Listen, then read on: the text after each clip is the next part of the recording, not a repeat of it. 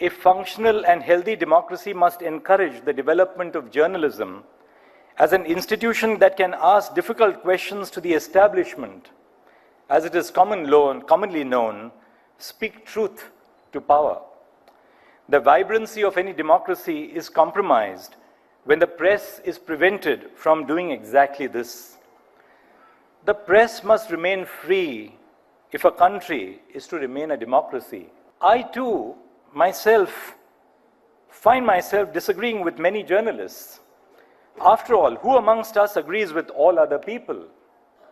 But disagreement must not distort into hatred, and hatred must not be permitted to evolve into violence. It is also proving to be a challenge for journalists to penetrate the echo chambers that social media has created and to still illuminate the truth. 25th of June 1975 is a defining moment in our history. In so many ways, that one proclamation defined and redefined for us our perception of liberty and of the threats to liberty and how tenuous liberty can be. I was 15 going on to 16 when the emergency was declared. And one of the defining moments of that period was a blank editorial in the Indian Express, which we saw a short while ago, which is a reminder to us that we can be as powerful in silence as we can be in speech.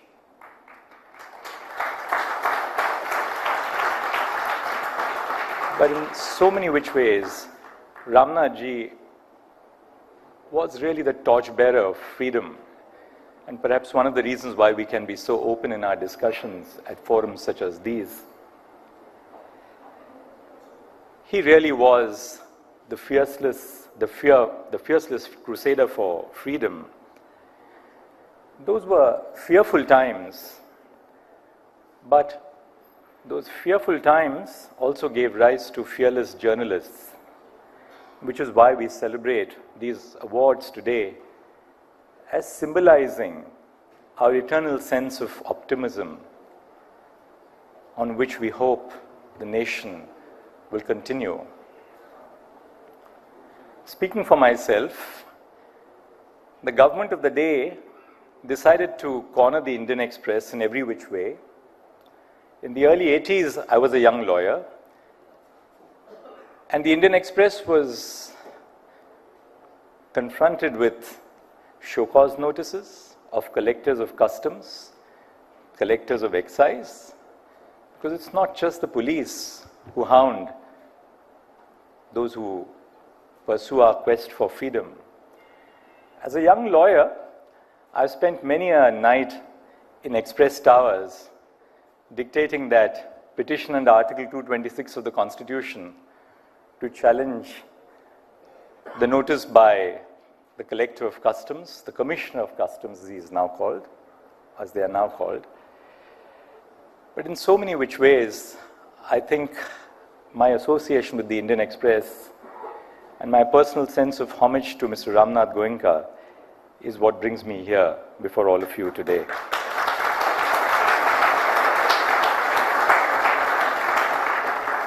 At the very outset, I extend my congratulations to the winners in all the categories of the awards presented today. Earlier today, I was browsing through the categories in which the awards are presented, as well as the stories of the previous winners. I must say and confess that I am tremendously impressed by the depth and breadth of the reportage that journalists in our country engage in, particularly in the language media, in the regional media. To those journalists who were not selected, you are no less a winner in the game of life, for yours is a noble profession. To have chosen it all, especially when more lucrative options are available, and continue to pursue it, despite the many difficulties which arise, is admirable indeed. As I reflect on the relationship between the profession of law and that of journalism, it occurs to me that journalists and lawyers, or judges, as in my case, share some things in common. Of course, persons of both the professions are fierce believers of the aphorism that the pen is mightier than the sword. But they also share the occupational hazard of being disliked by virtue of their professions, which is no easy cross to bear. My judicial clerks have been telling me in recent times that I'm added to the list, that I better not scroll down Twitter. But members of both the professions keep at their daily tasks and hope that one day the reputations of their professions will receive a makeover.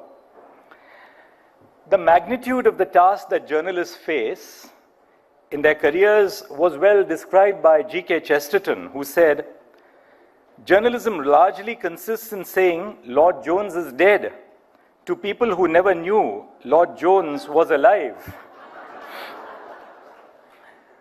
Journalists are constantly engaged in the endeavor of simplifying complex information for the consumption of the public, which is frequently unaware of even the most basic facts underlying the issues which are sought to be exposed by them. This simplification of information must not be at the cost of accuracy, which further complicates the journalist's job. To use the words of one of your former editors-in-chief who's present here, the task of the journalist is simply cut the clutter. This is true the world over, and I'm sure Shekhar Gupta would agree with that. The media sparks debates and discussions which are the first step towards action. All societies inevitably become dormant, lethargic, and immune to the problems which plague them. Journalism in all its forms is one of the key aspects which prods us out of this collective inertia. The media has played and continues to play an important role in shaping the course of current events, and by extension, the course of history itself. Recently, the Me Too movement was sparked in part by the publication of stories concerning the accusations of sexual harassment against prominent figures in the film industry in the US. The Me Too movement has cascading effects all over the world and was a watershed moment in history.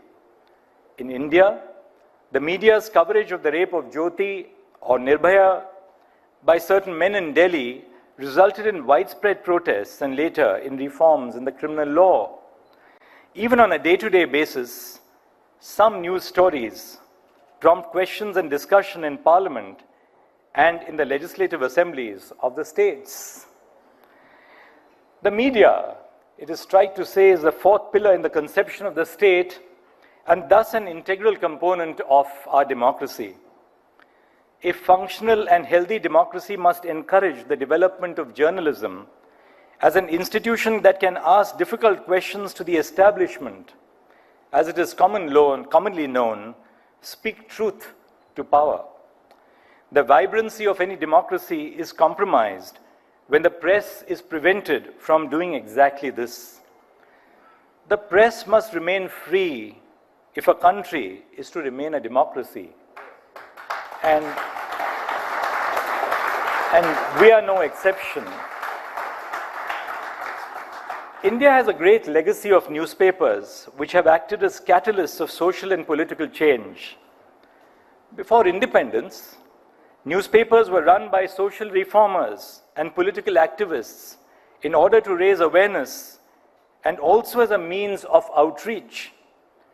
Dr. Ambedkar launched several newspapers such as Mook Nayak, Bahishkrit Bharat, Janata, and Prabuddha Bharat to create awareness about the rights of the most neglected communities in India. The newspapers and other publications of the pre-independence era also gave us a picture of the detailed history of those times. These newspapers are now a source of knowledge, a historical record of the times when courageous men and women acted against the colonial rulers and fought fiercely for our independence. The newsprint voice the aspiration of the soul, a yearning for freedom. Many journalists in our country, as well as across the world, work in difficult and unfriendly conditions, but they are relentless in the face of adversity and opposition. It is precisely this quality which must not be lost.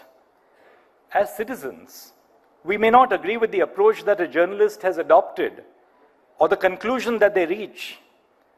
I too, myself, find myself disagreeing with many journalists.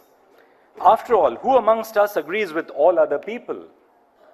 But disagreement must not distort into hatred, and hatred must not be permitted to evolve into violence.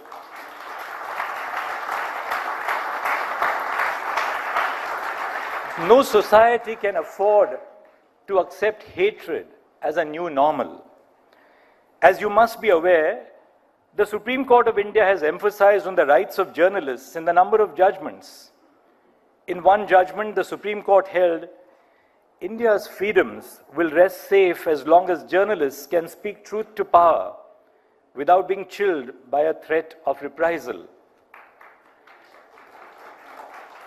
Initially, the outreach of journalism was limited to the print media, but this has expanded with the introduction of television and the electronic media. I was taking a flight to the United States in 1982 to pursue a master's degree in law.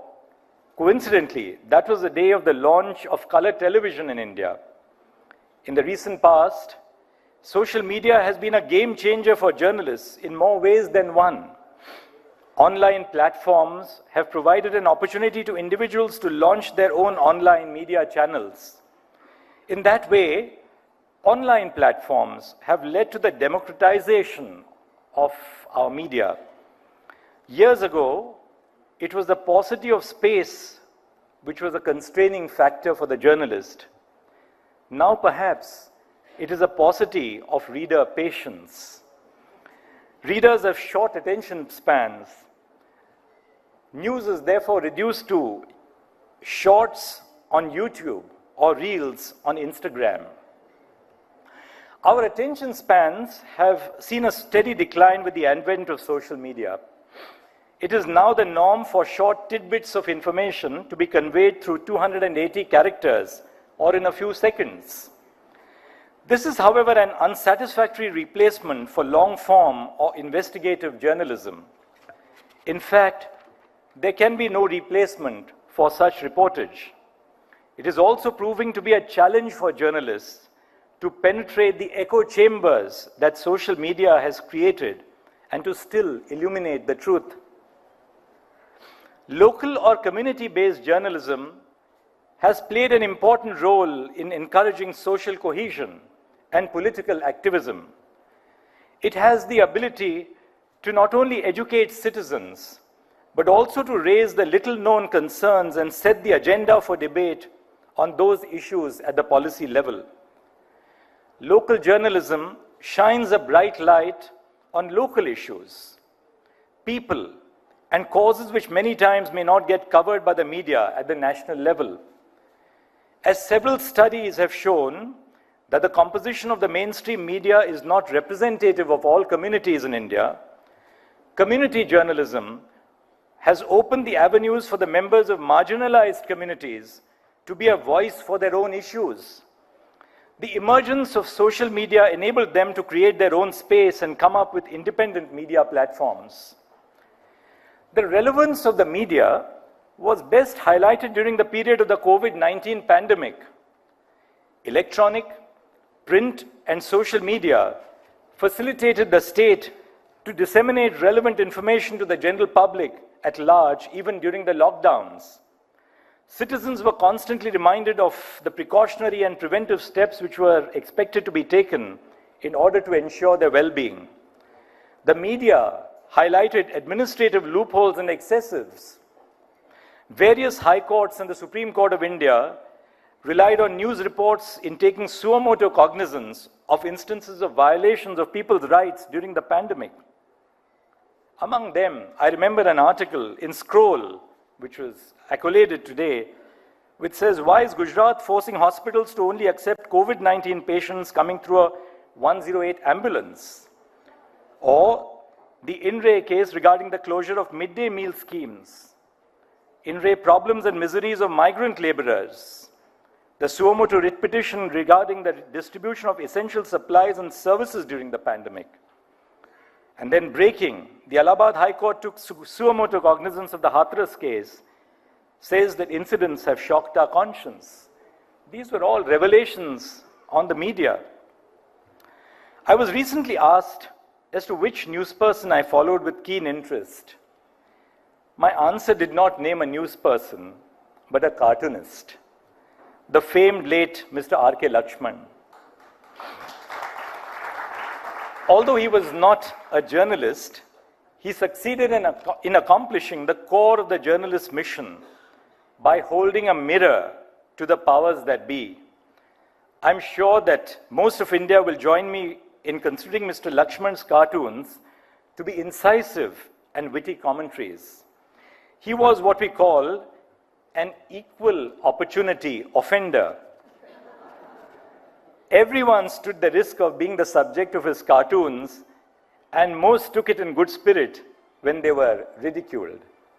My favorite anecdote about him was that he thought that the famous UK cartoonist David Lowe was actually David Cow because of the manner in which Mr. Lowe penned his signature.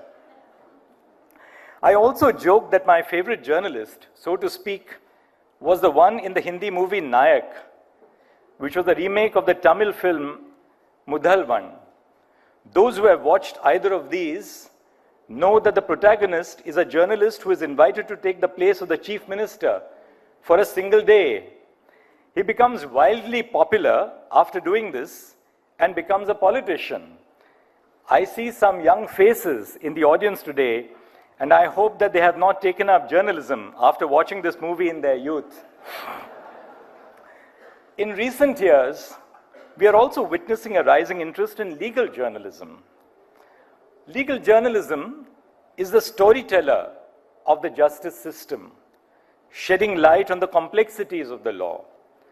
However, selective quoting of speeches and judgments of judges by journalists in India has become a matter of concern. This practice has a tendency to distort the public's understanding of important legal issues. Judges' decisions are often complex and nuanced, and selective quoting can give the impression that a judgment means something entirely different from what the judge actually intended. It is thus essential for journalists to provide a complete picture of events. Rather than presenting a one-sided view, journalists have a duty to report accurately and impartially. As with every institution, journalism is facing its own challenges. Fake news poses a serious threat to the independence and impartiality of the press in current society.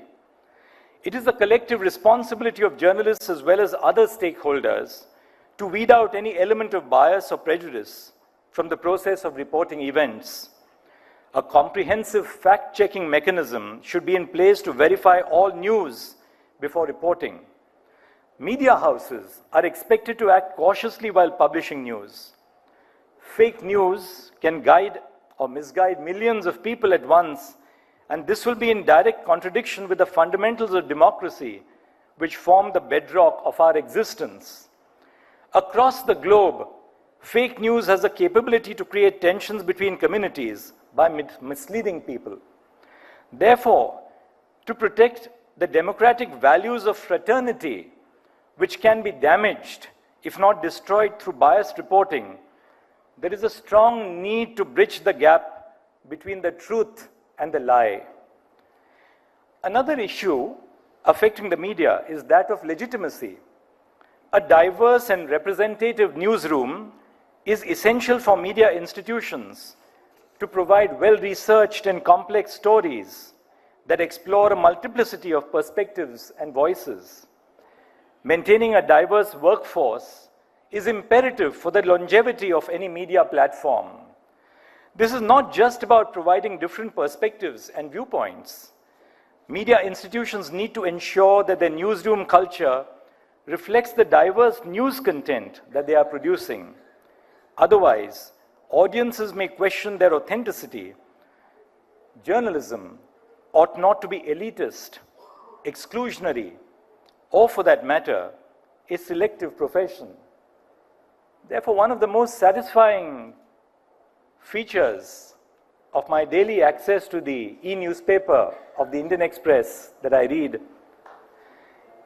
is the display of all the language newspapers on the screen which your subscription entitles you to. That truly, I believe, represents the diversity of India. And that's a constant reminder that the reach of the language media is what defines and redefines our notions of liberty, duty, and freedom. A major issue that has percolated our system is trial by the media. The presumption of innocence postulates that a person is presumed innocent until found guilty by a court of law. This is one of the core tenets of law and legal processes.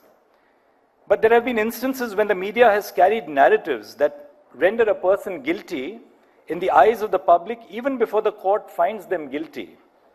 This can have long-lasting repercussions on the lives of affected individuals as well as on due process of law. According to the Madrid Principles on the relationship between the media and judicial independence, it is a job of the media to convey information to the public and to comment on the administration of justice, including cases before and during and after trial, without violating the presumption of innocence. Responsible journalism is the beacon of truth that guides us to a better tomorrow. It is the engine that drives democracy forward based on the quest for truth, justice, and equality. As we navigate the challenges of the digital age, it is more important than ever for journalists to maintain standards of accuracy, impartiality, responsibility, and fearlessness in their reporting. That, in truth, is what Ramnath Goenka stood for, and which is why we pay our homage to him with these awards. I thank you very much for inviting me for this event this evening. It's a great honor and a privilege. Thank you. Namaste.